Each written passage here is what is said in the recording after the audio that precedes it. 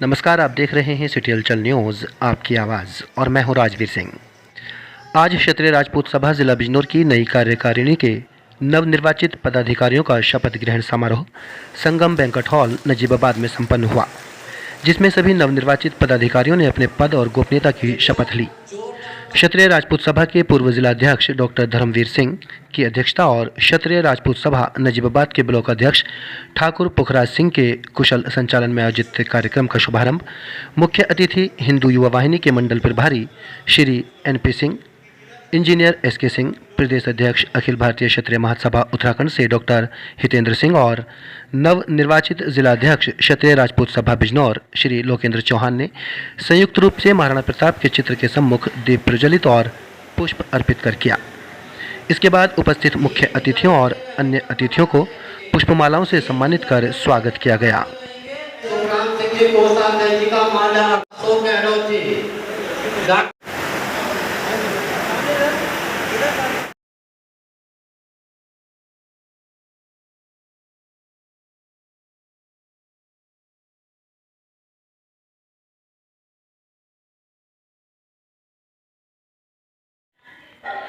आपको बता दें कि क्षत्रिय राजपूत सभा की बिजनौर जिला कार्यकारिणी का 3 वर्ष का कार्यकाल संपूर्ण होने के बाद नई कार्यकारिणी का चुनाव होना था, जिसमें सर्वसम्मति से नजीबाबाद तहसील के गांव महावतपुर बिल्लौच से लोकेंद्र सिंह चौहान को क्षत्रिय राजपूत सभा की बिजनौर जिला कार्यकारिणी का अध्यक्ष चुना गया। तिलकराज को जिला महामंत्री, डॉक्टर महेंद्र सिंह राजपूत को जिला उपाध्यक्ष, मोहन सिंह को कोषाध्यक्ष, मंत्री के लिए मंजीत सिंह गहलोत और सुधीर कुमार को चुना गया। तो वहीं कुलबीर सिंह को ऑडिटर, राजेंद्र सिंह चौहान को प्रवक्ता और मीडिया प्रभारी के पद से नवाजा गया। वीरेंद्र कुमार, ब्रजेश कुमार और राजेश सिंह को जिला कार्यकारिणी का सदस्य मनोनीत किया गया। इसके अलावा किसान प्रकोष्ठ के अध्यक्ष के रूप में नत्थू सिंह, अध्यक्ष युवा प्रकोष्ठ गौरव चौहान और डॉक्टर नरेंद्र सिंह को चिकित्सा प्रकोष्ठ का अध्यक्ष चुना गया। सभी नवनिर्वाचित पदाधिकारियों ने आज संगम बैंक्वेट हॉल नजीबाबाद में पद और गोपनीयता की शपथ ली। शपथ के बाद पूर्व कार्यकारिणी के पदाधिकारियों ने नई कार्यकारिणी के पदाधिकारियों को पगड़ी पहनाकर सम्मानित किया। कार्यक्रम में पधारे हिंदू युवा वाहिनी के मंडल प्रभारी डॉक्टर NP सिंह, हरिद्वार से आए CMO एवं क्षत्रिय महासभा उत्तराखंड के प्रदेश अध्यक्ष doctor HS Chauhan, doctor Ashok Gehlot और नवनिर्वाचित जिला अध्यक्ष क्षत्रिय राजपूत सभा बिजनौर लोकेंद्र चौहान ने नजीबाबाद ब्लॉक के सजातीय ग्राम प्रधानों राजवीर सिंह चौहान, विपिन चौहान और प्रधानपति सुशील चौहान उर्फ बिट्टू को शॉल उड़ाकर और प्रतीक चिन्ह देकर सम्मानित किया। कार्यक्रम में उपस्थित राजपाल सिंह पत्रकार, नगर अध्यक्ष इंद्र प्रताप सिंह, पूर्व जिला महामंत्री विपिन राज सिंह, विजेंद्र सिंह एडवोकेट, डॉक्टर अशोक कुमार, अरुण कुमार राणा जी, धर्मवीर सिंह पत्रकार, स्वर्ण सिंह चौहान, जितेंद्र चौहान और अन्य क्षत्रिय बंधुओं ने कार्यक्रम में आए अतिथियों doctor Hitendra Singh, Rajendra Singh, doctor Dharamveer Singh, doctor NP Singh, Dharmesh Chauhan, Sukhram Singh और टीकम सिंह को स्मृति चिन्ह देकर सम्मानित किया। हिंदू युवा वाहिनी के मंडल प्रभारी doctor NP Singh, engineer SK Singh, CMO SS Chauhan, Haridwar से आए जिला क्षत्रिय सभा हरिद्वार के जिलाध्यक्ष राजेंद्र सिंह चौहान और अन्य वक्ताओं ने सभा को संबोधित किया। अपने अपने संबोधन में सभी ने नवनिर्वाचित पदाधिकारियों को शुभकामनाएं देते हुए संगठन को मजबूत करने, आपसी भाईचारा बनाए रखने, सभी को एक सूत्र में बांधे रखने की सलाह दी और साथ ही उपस्थित जनसमूह से संगठन को मजबूत करने की अपील करते हुए अपने नवनिर्वाचित पदाधिकारियों के हाथ मजबूत करने को कहा, उनका सहयोग करने को कहा। उन्होंने कहा, यदि आप संगठन के पदाधिकारियों के हाथ मजबूत करते हैं तो समाज को मजबूती मिलेगी और तभी क्षत्रिय समाज मजबूती के साथ अपनी खोई हुई पुरानी पहचान बनाने में सफल होगा। क्षत्रिय समाज का इतिहास पहले से ही गौरवमयी रहा है, उसको जानने और पहचानने की जरूरत है। कार्यक्रम को धामपुर से आए जिला मीडिया प्रभारी राजेंद्र सिंह चौहान, डॉक्टर अशोक गहलोत, मास्टर अशोक जी, नत्थू सिंह, अध्यक्ष किसान प्रकोष्ठ, भारतीय किसान यूनियन से ठाकुर गजेंद्र सिंह और धामपुर से आए ठाकुर अनिल कुमार ने संबोधित किया। कार्यक्रम के अंत में सभी अतिथियों को प्रतीक चिन्ह देकर सम्मानित किया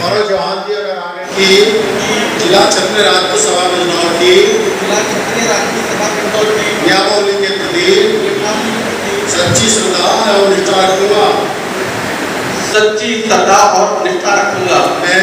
मैं जिला क्षत्रिय राजपूत सभा के अध्यक्ष पद के रूप में अपने कर्तव्यों का श्रद्धापूर्वक शुद्ध अंतःकरण से निर्वहन करूंगा और मैं भय पक्षपात अनुराग या द्वेष के बिना सभी को साथ लेकर संगठन की वृद्धि के लिए कार्य करूंगा। इससे क्या फर्क पड़ता है? साथ देने वाले दमदार होने चाहिए, मैं इन्हीं शब्दों के साथ अपनी बात समाप्त करता हूँ। जय हिंद। वर्चस्व के साथ जितने परचम फैला रही है वो सब आपके सामने है।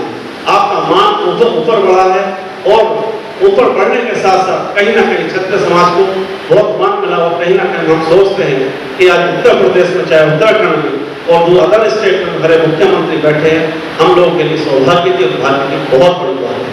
बंदो जब कोई भी व्यक्ति हमारे बड़े पद पर बैठता है तो कहीं ना कहीं हमारे समाज के बारे में, कहीं ना कहीं हमारे नीति के बारे में कहीं ना कहीं सोचता है।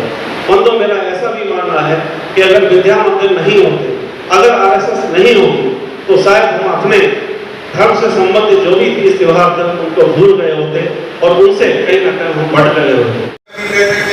दूसरी बैठक में जाके आप समाज के बारे में, समाज की प्रॉब्लम्स के बारे में चर्चाएं करें, उससे बहुत सारी चीजें निकल के आएंगी।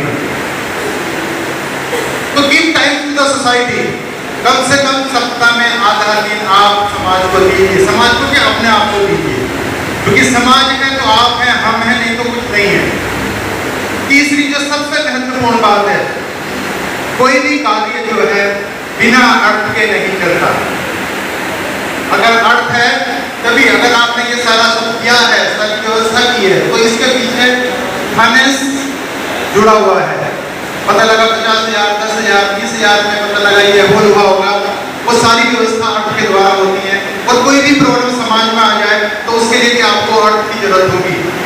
तो कम से कम जो मेरा अपना मानना है, जो मेरा अपना चिंतन है, वो ये कहता है कि हर व्यक्ति को कम से कम 1 रुपया पर डे के हिसाब से जो भी जिस संगठन से भी वो जुड़े हैं उस संगठन को समर्पित करते हैं।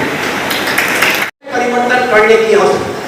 यदि हमने अपनी सोच बदल दी, हम ये रोना रोते हैं हर वक्त कि आज हम बहुत पीड़ित हैं, आज हम बहुत शोषित हैं, आरक्षण से हमें परेशानी है, उससे हमें परेशानी है। शोषित और पीड़ित, शोषण और उत्पीड़न करने का काम लंबे समय से चला आ रहा है। जो लोग मजबूत होते हैं उनका कोई शोषण उत्पीड़न नहीं कर सकता। जो कमजोर पड़े उन्हीं का शोषण उत्पीड़न हुआ है। आज हम कमजोर पड़ गए हैं इस बात से, अपनी दूषित सोच के कारण।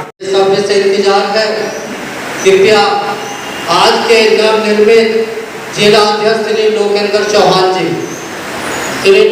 चौहान जी को सुनने के लिए दिया है, ये गौरव दिया है, मैं इसके लिए आप सबका आभारी हूँ।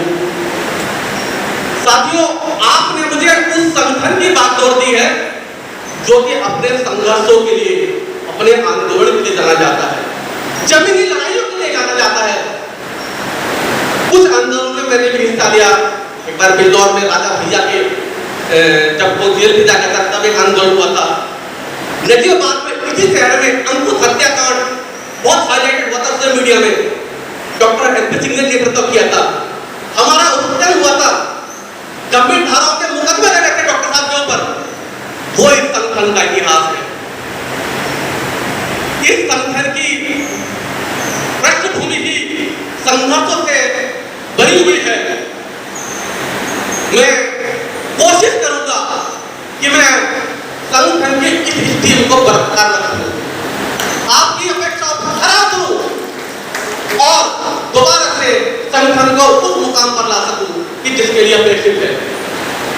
संगठन को दोबारा से पुनर्गठित किया जाएगा, गांव-गांव जाया जाएगा, घर-घर जाया जाएगा, जिले से बाहर भी विस्तार करने की कोशिश करेंगे, प्रदेश के बाहर भी जाने की कोशिश करेंगे। मुझे पता है ये इतना आसान नहीं होगा, मुश्किल है। मुझे इसके लिए आपका सहयोग चाहिएगा, मार्गदर्शन चाहिएगा। है मुश्किल, फिर भी करना चाहता हूँ। हर कली में रंग भरना चाहता हूँ। मेरी राहों पर न रोको हटी वो, मैं खुद में से गुजरना चाहता हूँ। और मुझे अपने अतिथिगण से भी कुछ कहना है। कई संगठनों के लोग यहाँ बैठे हुए हैं, डॉक्टर HK सिंह जी, नागेश्वर दयाल गहलोत जी। शीघ्र वो वक्त आने वाला है, हम सबको एक साथ खड़ा होना पड़ेगा। एक बड़े आंदोलन की तैयारी करनी पड़ेगी, जो अब तक आजादी के बाद हमारे साथ होता रहा है, वो एक बार फिर से होने जा रहा है। आजादी के बाद 561 रियासतों में से 350 रियासतें क्षत्रिय समाज की थी, जिनको छीन लिया गया। बाद में सीलिंग एक्ट लाया गया, हमारी जमीनें छीन ली गई। आरक्षण लाया गया, हमारी नौकरियां छीन ली गई। 1990 में मंडल कमीशन लागू किया गया, हमारे ऊपर कुठारघात हुआ। और अब फिर से कुछ ऐसा ही होने वाला है। जातीय जनगणना की मांग चल रही है। इसका कारण क्या है? बिहार में हो चुकी है, छत्तीसगढ़ में हो चुकी है। किस संख्या के आधार पर आरक्षण मिले, पिछड़े वर्गों का आरक्षण बढ़ा दिया जाए, 60, 70, 80% कर दिया जाए।